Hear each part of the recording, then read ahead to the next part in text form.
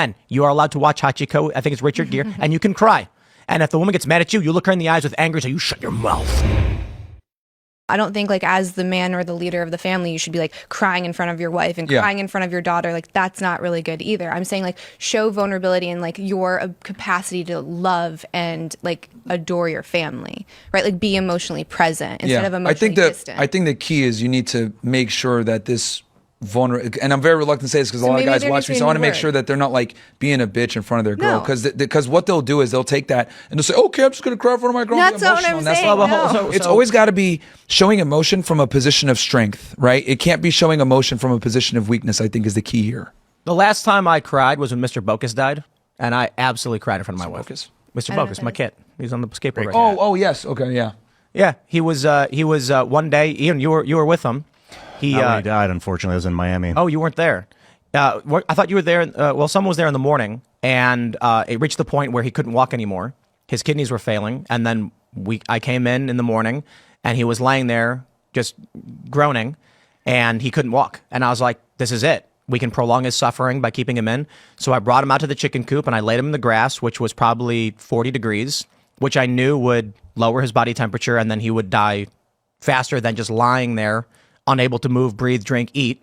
And it was a brutal thing to do. Very emotional. It's just a cat. But he was our little mascot. And I don't give a shit. I fucking cried. Yeah, and you were by yourself? Oh, I cried like 12 times. Yeah. I mean, look, I had to carry his dead body. I think with men, right? Like you little buddy. You got to do that in solitude, man. Like I think like just doing it in front of your woman. I cried in front of everybody who was watching me sit there. Of course. But was it I think in front of your woman, you know what I mean? In front of Allison. Yeah. And I put Mr. Bokus in front of the chicken coop so he could look at the chickens one last time, and this was his end. And it was really sad but funny because little dude was groaning and dying until he heard the bucking, and then he got so into it, and it was like I was happy to see this as I was sad. But my joke is the only time it's acceptable for a man to cry is when his dog dies. And I mean that somewhat as a joke. Like if your kid dies too, for real. I was crying in my sleep this morning. I had a dream about my grandmother. I was with my grandma who's dead, and she was talking to me. And then it got to the point where she was like, I want to take you over there. And I knew she was going to leave. And I just put my head on her shoulder and I started crying. And then my alarm went off. And I was like, she was over there was like time. Maybe it was like she was leading me towards it's time for you to wake up and for me to go. And I woke up crying and then immediately went away because I knew it was a dream. They say that on average men cry once a year and women cry once a month. And I'm like, I think I've cried like 3 times in 10 years, to be honest. 3 times maybe. It's a good ratio. It's just it's like a dead dog and it's a dead cat. Like if you're crying because you're processing something and you come out stronger, that's impressive. But if you're crying and you just can't get out of it or you won't let yourself stop, that's weak. I think the issue is what you're crying about. So there's very little reason a man should cry. Very little reason. But I think if it's death and it's a significant death or a meaningful death, like I don't think it's bad that a guy's crying over that. In fact, my concern would be I feel like, bro, if cat's a little bit, I can acknowledge that. I have no problem saying that I cried when my cat died. He was our mascot and our friend, but it is a little silly. A dog, in my opinion, is more worthy of tears. I know cat lovers, sorry, but dogs are little loyal soldiers. You know, they will die for you. They will stand for you. And when the dog dies, it is a sad moment. There are certain things where, if a family member died and you didn't cry, I kind of think any woman in a relationship with you might be concerned about you being a sociopath, but also, to be honest, sociopaths do really well with picking up women. Yeah, I get. Yeah, again, I'm not saying don't cry. I'm saying don't cry in front of your girl. But my point ultimately is don't cry like a little bitch for stupid reasons. That's the issue. Mm-hmm. I think there's a degree of understand. Like I agree with you.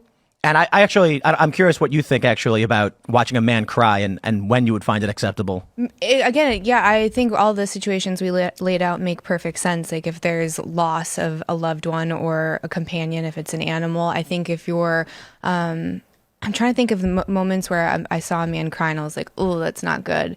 I would say if it's like about the relationship specifically, like let's say you're going through a hard time and like the guy's crying because the relationship is hard, that is immediate. Like I am no longer interested. And I think part of that too, to actually like agree with you, is we are wildly emotional, right? Like our cycles are 28 days and they are a whirlwind. So knowing that, we want to know that you're going to be able to be like this solid, like unshakable force.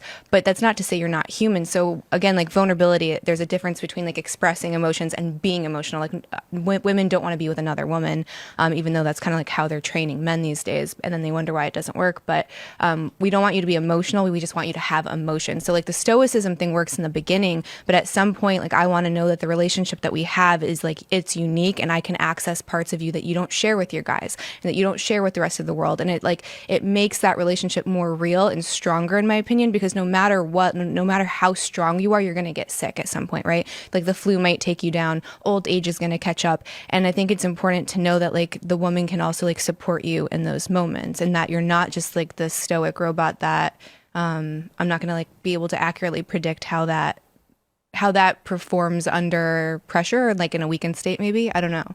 There's only one movie men are allowed to cry when watching, and it's Hachiko. What is it? Hachiko. What about The Notebook? No. So hard during The Notebook. Hachiko is the movie. Hachiko's true story. It's the story of the Japanese professor who his dog would walk with him to the train station every day.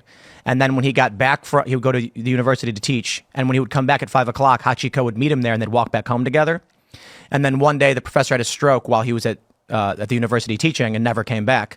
And Hachiko waited for 10 years at the train station. Oh. Yeah, men are allowed to cry watching that. But nothing else. Dog movies? Never seen. Well, it's literally this. It's not even the dog.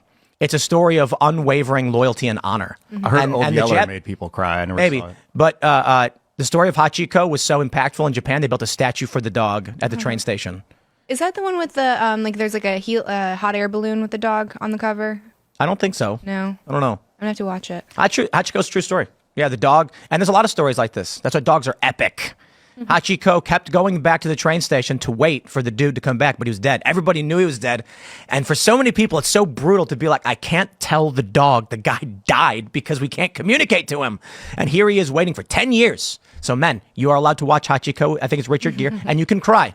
And if the woman gets mad at you, you look her in the eyes with anger and say, you shut your mouth. I'm crying for this dog. I think if you're in a good relationship and you're crying, that she would help you figure out why, and then you could move past. Well, look. The point is, if you're crying like a little bitch for some stupid reason, like you spilled milk. Yeah, if you're crying out of fear, that's not good. Yeah. No. If you're crying. Yeah, and this is why I'm so strong against just not showing emotions to women, because every girl's different, right? Like some women will like look at that and be like, "What the hell? This guy's meek and weak." Other women might say, "Oh, I like it," and it's like it's a Pandora's box that you don't really want to open up if you don't need to. I just don't think women in general are equipped to handle male vulnerability and emotions that isn't controlled. So I think for men, the general advice is control your emotions. Don't cry in front of your girl.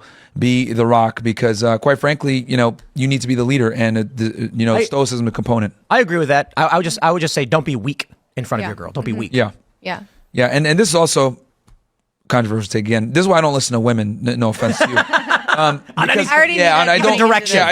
don't think I think women give really bad advice to men when it comes to being attractive, because, and I'll show you what I mean by this. So on my show, when we have the girls on, I actually give them mics, right? And what I'll do is I'll role play and I'll be a female. I'll be like, okay, I want you to attract me. And I will go ahead and behave like a regular girl. Oh, I have a boyfriend. Oh, I'm, yeah, we can hang out sometime, whatever. And their job is to get me on a date. And I find it amazing how when she's the guy and I'm the girl, she doesn't know how to navigate or deal with typical objections women give when men are hitting on them, right? Because there's girls out there that'll like you, but they'll give you objections to kind of just see how you react to it. And when I employ these same tactics, like, women have no idea how to overcome them. And I say all that to prove my point that men should never listen to women when it comes to dating, ever. If you made so there's an episode, I think it's the Orville. You ever see that show? You probably haven't. No. But there's one of the it's a comedy version of Star Trek, basically, by Seth MacFarlane. And in one of the episodes, they have like the holodeck, the simulation thing, and they're trying to teach this guy how to pick up chicks. And so it's like It's like, okay, let's go. They're at a bar, and there's a woman sitting down. And then he walks up to her and he goes, hey, how's it going? And she looks at him right away and she goes, wow, let's go back to my place. And he's like, okay, hold on, what is this? And like, I'm sorry, the difficult setting was at a 1. And then it's like, okay, let me fix it. And then he goes to the woman and he's like, how's it going? And she goes, ugh, excuse me, I'm married. And he's like, oh, come on. Yeah. And put a woman in one of these simulators. I would love to see a woman try to pick up a woman in like, as a man though. Oh, it wouldn't be. No, because we've literally like done the experiment and it's comedy. Like the girls, like they'll say, oh, I have a section, come hang out, whatever. And they use all the bad pickup lines that they complain that men use on them. And it's like, fuck, it's mind-boggling. Bro. And I'm like, wait, hold on. Do you really think that you saying that you're going to give this girl $1,000 is going to work? And she's like, yeah, guys do it to me all the time. And I was like, do you go out with them? And she was like, no, I don't. And I was like, so why the hell would you try here? But this is what I mean when I say, like, most women have zero clue what it takes to be attractive as a man. Thanks for watching this clip from the Culture War podcast. We're live every Friday, 10 a.m. to noon. So subscribe and come hang out.